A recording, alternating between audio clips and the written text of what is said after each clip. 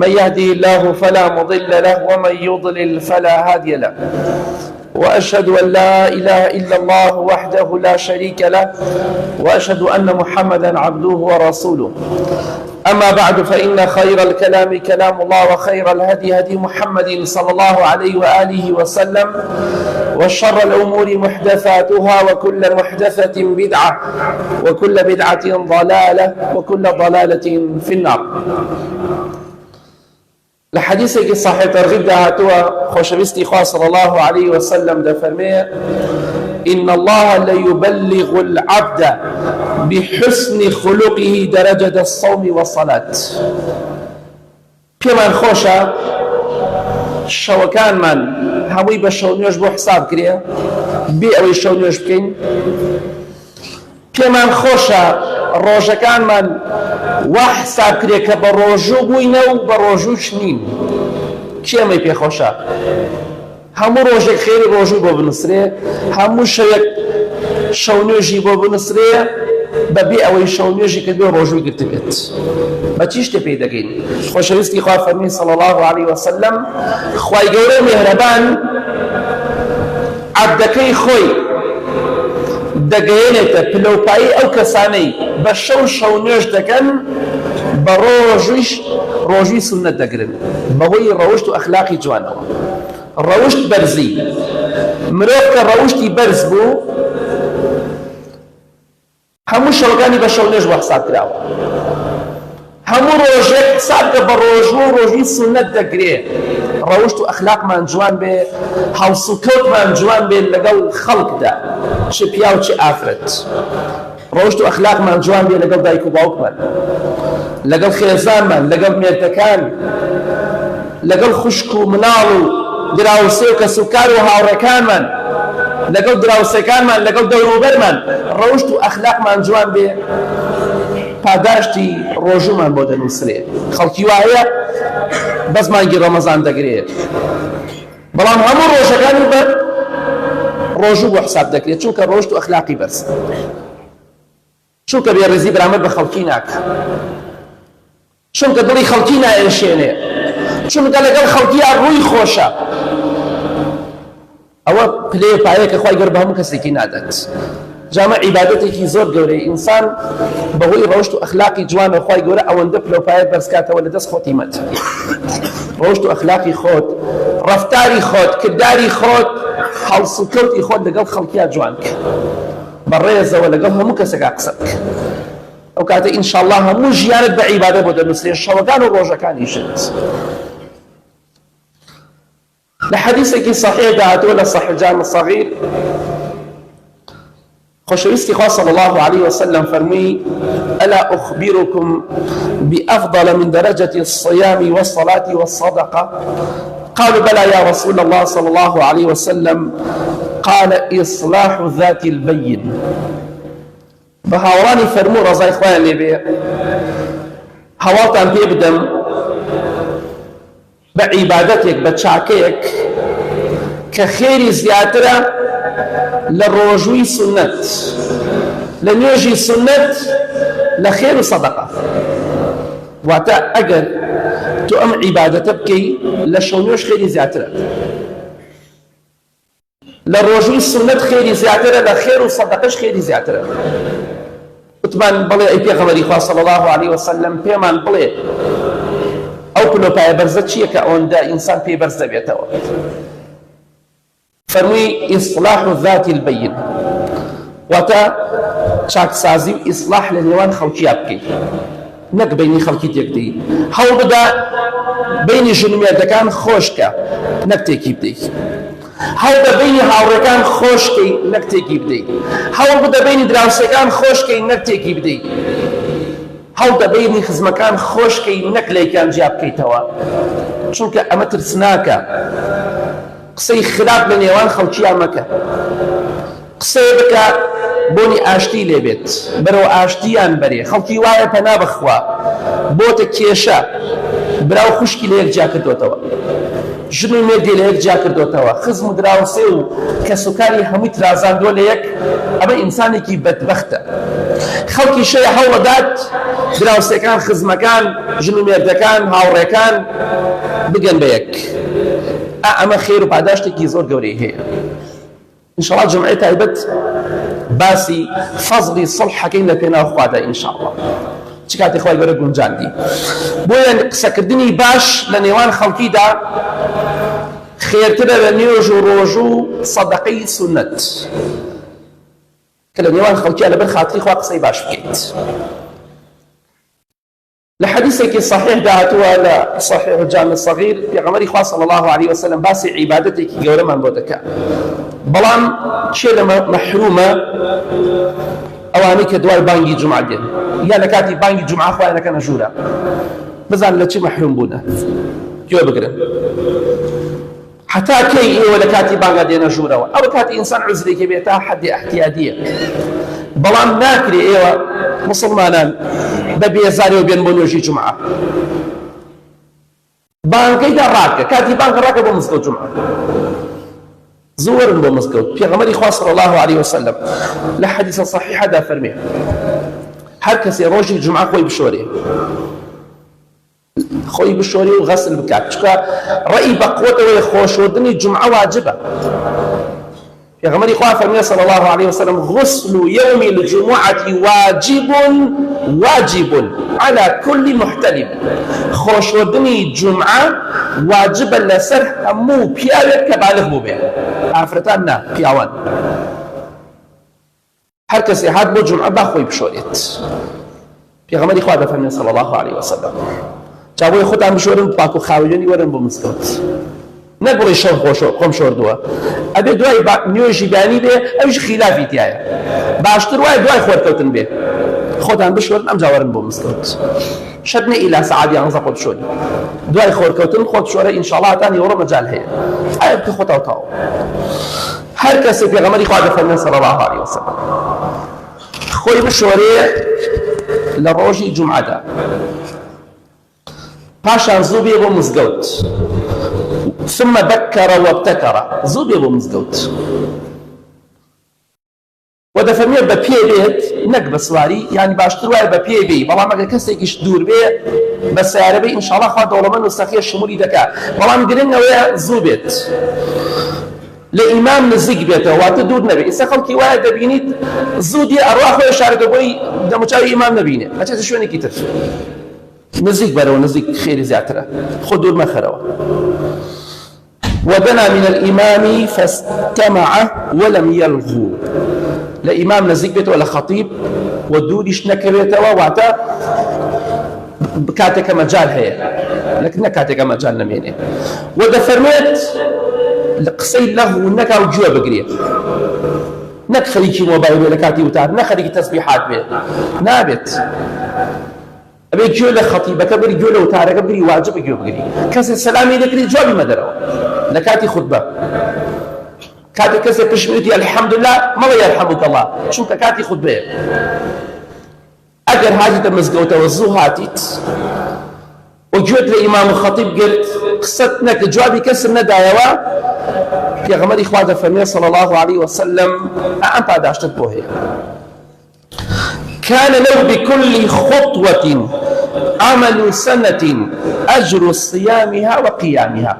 هنگاوة كان كديني ومزقوتك ده هنگاوة پنجاية 100,000 چنك بهمو هنگاوة كت كدينيت خواهي قولو مهربان خير و پاداشتی یک سالك شونيجو یک سالك روجو كتنا ودن نصير همو هنگاوك.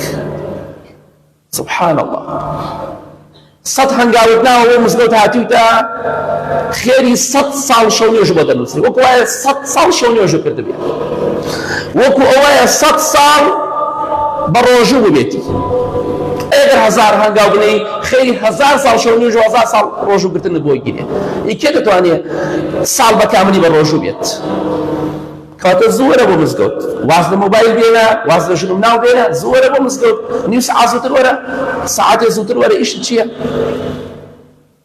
جمعە تۆزێک کەم ئاو بخۆ بۆی دوانی نتواني پێویستە بەسەر ئەو شت بێتەوە تا حەدی هەیە وڵا کاکە ناتوانم ئەبێ سەغڵەتم دەکا کە جومعەکەم ئاو بخۆ با سەغڵەت نەبی تۆزە زووەرە بۆ مزگەوت ئەو هەفتە ئەو ڕۆژە ئەو دوو سێ سەعاتە ئاو کەم بخۆ ئەو عوزرەکەیتی زۆرێ لە خەڵکی بەداخەوە جا کێ پێی خۆشە لەم پاداشتە بێبەش نەبێ هەموو هەنگاوێکت خێری یەک ساڵێک شەو نوێژی هەیە خێری یەک ساڵێک ڕۆژ و گرتنی هەیە یا ربی خوای لە گوناهەکانمان خۆش بی لە گوناهی دایک و باوک و مردوەکانمان خۆش بیت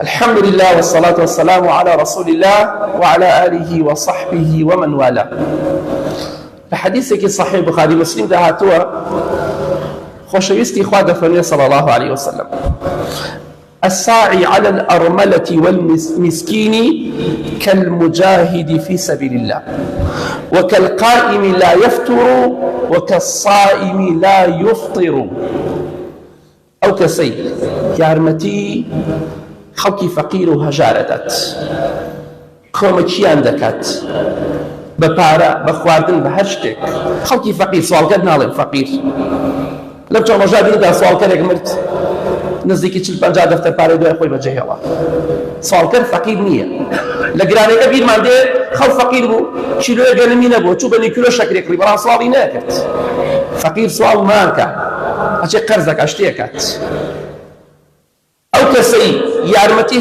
خەڵکی فەقیر و هەژارەدات و یارمەتی ئافرەتی بێوەژنەدا بێوەژن دوو جۆرمانەیە جۆرێکیان هەیە پیاوەکەی مردووە مناڵی هەتیوی هەیە و جۆرێکیشان هەیە هەر بێوەژنە و مێردی نەمردووە ئەوش فەقیر و هەژارە ئەوش هەر ئەرمەلێ هەرچەندە زیاتر شمولی بێوەژنێ دەکات کە مناڵی هەتیوێ بێ بەڵام ئافرەتێکیش کە مناڵی هەبێ و پیاوەکەی تەلاقی دابێ هەر بێوەژنە شمولی دەکات هەر کەسێک یارمەتی ئەم دوو جۆرە کەسە بدا فەقیر وەژار و ئافرەتی بێوەژنی فەقیر وەژار نەک ئافرەتی بێوەژنی دەوڵەمەند ئەوەی کە فەقیر وەژارە دەستی کورتە مەعیشەتی ناڕوە پاداشتەکەی وەک چی وایە ئەو یارمەتەی کە تۆ بۆ ئەو کەسەی دەنێریت بۆ ئافرەتێکی بێوەژن بۆ پیاوێکی فەقیر و هەژار بۆ ئافرەتێکی فەقیر و هەژار وەکو وایە کە لە پێناو خوا جیهادکەی شەڕە شمشێرکەی خێرە پاداشتی جیهادکردنی هەیە و پێغەمبەری خوا فەرمێ صلی الله عليه وسلم وكالقائم لا يفتر پاداشتی ئەو ئینسانە یارمەتی خەڵکی فەقیر و هەژار و بێوەژن و هەتیوەدا وەکو خێر و پاداشتی کەسێک وایە شەو نوێژ بکا و ماندوو نەبێ خەڵکی وایە ماشەڵڵا بە چەند سەعات شەو نوێژەکە هەر ماندوو نابێت پاداشتی تۆش وەکو پاداشتی ئەو کەسە وایە خەوتوویتە بەڵام پاداشتی کەسێکت بۆ دەنووسێ کە لەو شەوەدا گەورەترین شەو نوێژی کرد و درێژترین شەو نوێژ وەدەفەرمێ وكالصائم لا يفطر پاداشتی تۆ وەکو پاداشتی کەسێک وایە بەردەوام بە ڕۆژوو ماندوو نابێت ماشەڵڵا خەڵکی وا هەیە هەموو دووشەمە پێنجشەمە بە ڕۆژووە هەیە زیاتر ماندووش نابێ پاداشتی تۆش ئەوەندە گەورەیە یا ڕۆژ ناڕۆژێ بە ڕۆژووە ئینشاڵڵا گەر پێت خۆشە ئەم پاداشتە گەورە دەستکەوێ شەوەکانت بە شەو نوێژ بۆ حساب کرێ ڕۆژەکانت هەموو ڕۆژەکانت بە ڕۆژوو بۆ حساب کرێ ئاگات لە فەقیر و هەژارەکان و بێوەژنەکان و هەتیوەکان بێت ئەمە پاداشتی تۆیە ئەمانەی کە باسی دەکەین بۆ چییە بۆ ئەوەیە کە ئینشاءڵڵا ئێمە هەوڵ بدەین لەو کەسانە بین کاتەکانی تەمەنمان بە شەو نوێژ و بە عیبادەت و بە ڕۆژوو پڕکەینەوە ئەگەر لە کاتێکە شەو نوێژ و ڕۆژوشمان نەبێ بەم چاکانە پڕیکەینەوە ئەگەر هەشمان بێ ئەوە دوو جار پڕی دەکەینەوە ئینشاءڵڵا بەداخەوە خەڵکی ئەمڕۆ ناشکری زۆر دەکەن ئەم خواردنە ناخوا ئەوەی بەدڵ نییە لە حەدیثێکی صحیح جامع صغیر هاتەوە خۆشەویستی خوا دەفەرمێ صلی الله عليه وسلم إن للطاعم الشاكر من الأجر مثل ما للصائم الصابر أو كسي خواردنك دخوا سپاسی خوا دەکات لەسەری الحمد لله خوایان سپاس بۆ تۆ هەر خواردنێکە پێ ڕازیە ئەفەرمێ ئەجر و پاداشتی ئەم ئینسانە ئەجر و پاداشتی کێیە ئەو کەسێک کە بەردەوام بە ڕۆژووە و سابرە لەسەر ڕۆژووکردن خۆڕاگرە چی پاداشتێکی بۆ هەیە تەنها تۆ بڵێ خوایە سپاس بۆ تۆ خوایە نەیبڕی خوای گەورە خێر و پاداشتی کەسێکت بۆ نووسێکە لەگەڵ ئەو ڕۆژە لەگەڵ تۆ بەڕۆژووە ئەمڕۆ نانە خۆی بڵێ سپاس بۆ تۆ خوای گەیان خوای نەیبڕی ئەو کەسەشی کە ئەمڕۆ بەڕۆژووە تو چی پاداشتێکی دەسەکەوێت تۆش هەمان پاداشت دەسەکەوێت بەس تەنیا کە خوای سپاس بۆ تۆ لطاعم الشاکر سپاسی خوا دەکا و بۆ خواردنێکی خواردوێتی ڕازیە کەواتە هەر کاتێ تۆ سپاسی خوارد کرد بەهۆی ئەو سپاسکردنەوە خوای گەورە خێری ڕۆژت بۆ دەنووسێت نانیش دەخۆی حساب ڕۆژوگرت بۆ کراوە حساب ئینسانی ڕۆژوانت بۆ کراوە ئێگە ناشکری بکەی خوا لە خۆت و ڕاکەی خۆشت لەو خێرە مەحروم دەکەی خۆشەویستی خوا صلی الله عليه وسلم لە حەدیثێکی صحیح جامع صغیرە دەفەرمێ ومن خرج إلى تسبيح الضحى لا ينصبه إلا إياه فأجره كأجر المعتمر وفي رواية صحيحة فهي كعمرة أم خالص زور قرنجة إما دورين بو عمرة چاوۆژێک مان پێ دەچیە هەتا دەڕۆین دێنەوە لێرەش عمرەیەکێ دەتوانین ئەنجامی بدەین انشاءالله خۆشەویستی خوا فەرمێ صلی الله عليه وسلم هەر کەسێک لە ماڵەکەی خۆی دەرچێت لە ماڵی خۆت لە دوکانی خۆت لە مەحەلی خۆت لە کۆمپانیای خۆت لە هەر شوێنەکە دەرچۆ دەرەوە بڕۆ بۆ مزگەوتێک لە مزگەوتەکان دوور کات نوێژی چێشتەنگاو بکە لە مزگەوت لە بازاڕی ساعت 8 دێ چەندی مەجالت هەیە وەرە بۆ مزگەوتێک تەنیا حاتنەکەت بۆ مزگەوتەکە بووە نوێژی چێشتەنگاو بێ چونکە دەفەرمێ لا ينصبه إلا إياه واتە دەرچوونەکەت بۆ مزگەوت تەنها بۆ نوێژی چێشتەنگاو بێت نەک بۆ شتی تر ئەفەرمێ ئەجر و پاداشتی تۆ وەکو ئەجر و پاداشتی کەسێک وایە خەریکی عومرە بێ و دەفەرمێ فەهیە کەعومرەتی خێری عومرەیەکی هەیە واتە دەتوانی هەموو ڕۆژێک لە دوکانەکەی خۆتەوە لە ماڵەکەی خۆتەوە سیارەت پێیەگەر مزگەوتەکەش دوورە وەرە بۆ مزگەوت داش خرابوو لە حەیوانی مزگەوتەکە لە حەوشەی مزگەوتەکە دوور کات نوێژکە و بڕۆ دەرەوە خێری عومرەیەکە بنووسرە ناتوان بیکەن کەواتە دەتوانی هەموو ڕۆژێ عومرەیە بکەیت ئەمە کارێکی ئاسانەدا ئەم شتانەی کە باسمان کرد بۆ ئەوەیە بزانین خوای گەورە دەیەوێت کاتەکانمان هەمووی بە عیبادەت بۆ بنووسێ بەڵام ئێمە ئیمانمان زەعیفە و نامانەوێ خوای گەورە دەیەوێتمان خاتە بەهەشتەوە بەڵام ئێمە ڕاکەینە بەهەشت بەکردەوە خراپەکانمان دەمانێ بەرەو دۆزەخ بچین پەنا بەخوا با چاک بین خوای گەورە زۆر بەڕەحمە جا ئەمانەی کە باسمان کرد ئەمڕۆ بۆ ئەوەیە کە ئینشاءڵڵا کەسی ئیمانداری ڕاستەقینە خوای گەورە ئەوەندە بەڕەحمە لەگەڵیدا شەوەکانی بە شەو نوێژ بۆ دەنووسێ ڕۆژەکانی بە ڕۆژوو بۆ پڕ دەکاتەوە بەهۆی ڕۆژت و ئەخلاقی جوانەوە بەهۆی عیبادەتەکان و چاکەکانیەوە خوای گەورە لەو کەسانەمان بگێڕێ اللهم اغفر للمؤمنين والمؤمنات والمسلمين والمسلمات الأحياء منهم والأموات من أهل السنة والجمعة والجماعات يا ربي خوايا الشفاء نخوشكان من بدي بتعبتي أواني داوي دعاء خير ينكدو يا ربي خوايا الشفاء بدي يا ربي خوايا هيمني وآرامي ولات من بباريزي لدستي ظالم كان وخوايا ناس كان بدون من كي خوايا هركسي بو إسلام ومسلمان خير وشاكي دو يا ربي خوايا سركوتوكي هركسي بو إسلام ومسلمان شر وخرابي دو يا ربي خوايا بقولي خولنا يبري يا ربي خوايا رحمنا مسلماناني غزة وشونكاني ترشكي خوايا جان أواني ظلم يعني كنوتي عن بشكيني دسي عن بشكيني خوايا جان بيان كي تعبرته بنبوه حمو جيهان آمين آمين يا رب العالمين وآخر دعوانا الحمد لله رب العالمين